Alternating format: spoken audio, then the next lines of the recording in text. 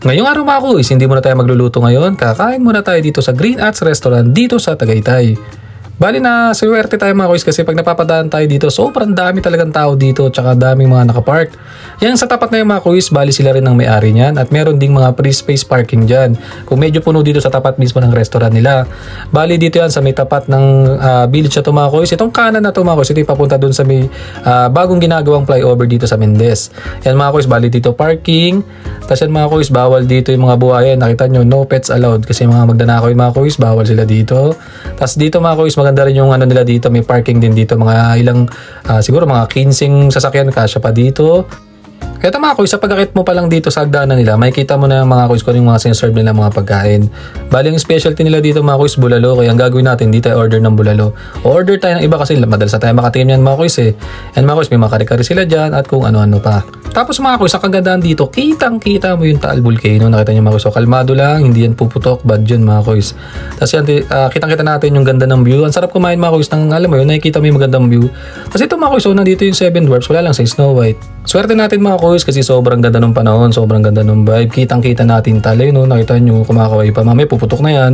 Tapos yan mga kuys, ito yung dining area nila, malaki naman, talagang marami naman ma-accommodate. Hindi ko lang alam kasi may hagdanan doon sa may kabilang side. Hindi ko na inakit mga kuys kasi naiya ako, wala masyadong tao eh. Ito lang mga kuys, nag-video-video lang tayo mga to. Para may share ko naman sa inyo mga kuys pag napapasyal kayo dito sa Tagaytay. Tapos yan mga kuys, tignan nyo laki ng salamin, ng pogi no.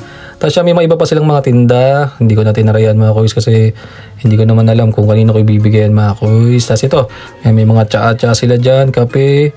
At saka kung ano-ano pa mga kuys. Pagka ano mga, try nyo na lang mga kuys. Kasi ito yung menu nila, Green Ats Restaurant. Hindi ko lang alam kung anong ibig sabihin ng Ats. Tapos yan, regular mga kuys. Usually pag sa Tagaytay, meron talaga tayong bulalo lagi dyan. May mga silog sila dyan. May mga lechong kawalat kung ano-ano pa mga kuys. Tapos yung may mga nakalagay na palayok mga kuys, tingin ko yun yung pinaka-specialty nila kasi may palayok eh. Kumbaga dun sa iba, may mga apoy-apoy, kidlat-kidlat, sa kanila mga kuys palayok. Pero nung sinerve sa amin, wala naman sa palayok mga kuys. Pero hindi naman tayo nagtampo nun mga kuys ha. Kasi biro mo, sisling, sisig bangus, lalagay sa palayok. Hindi pwede yun, bad naman talaga yun. Yan, may mga seafood pa sila dyan. At eto mga kuys, meron silang shakes dyan. Shakespeare, tsaka prop, tsaka smoothies. Kung ang mga bata, may kasama kita, ito mga kuys, so, paborito natin yan mga kuys. So, hindi na natin tayo maaga pa mga kuys eh. Pero kung gabi ito mga kuys, mag-beer lang tayo mga kuys, sabay higop ng bulalo, sabay bukon maro. Sarap. Pampadulas mga kuys sa ugat yan, papuntang puso. May mga dessert din sila dyan. Tsaka yan mga kuys, so, kung nahirapan pumili, may mga nakaset na sila dyan. Yan mga kuys, pero din sa likod, may mga yan, good for 15 packs. Tsaka isa ay good for 15 packs. Magkakaiba lang mga kuys yung mga nakalagay. Pero ito mga kuys, ito lang in-order ko, yung pakbet na walang karne yan. Talagang ang sarap niya mga kuys, yung bagong ang nagpasarap, tapos sakto ang luto lang doon sa gulay. So order tayo ng kare-kare dito. Pero ito mga kuys, so kare-kare litid yung in-order ko yan mga kuys. Meron silang kare-kareng bagnet at tuwalya mga kuys. Tapos ito nung dumating mga kuys, hindi ko akalain na ganito karami. Kaya pala maraming napunta sa kanila kasi mga kuys, bukod sa masarap, affordable, tas ang dami nila mag-serve mga kuys eh. Kasi yung presyo nila saktuan lang mga kuys eh. Tas ito, umorder din ako ng sinigang na maya-maya. Tas yun, hindi ko rin expect na gano'n kasi alam ko sa palengke mga kuys, mahal yung maya-maya eh. Pero hindi naman sobrang buo. Kumbaga, sakto mga kuys, para sa akin yung ibabayad nyo sakto. Sa lasa mga kuys, sobrang solid din talaga. Promise yan, puntahan nyo to. Una kong tinikman yung kare-kare nila. Kasi ako talaga sa kare-kare mga kuys, ang pinakaayaw ko yung matamis. So, ang nangyari mga kuys, yung kare-kare nila, syempre, hindi matamis kaya nagustuhan natin. Tapos may mga gulay sila dyan, puso. Tapos, medyo may kakaiba lang nilagay dito, okra. Pero goods din naman mga kuys.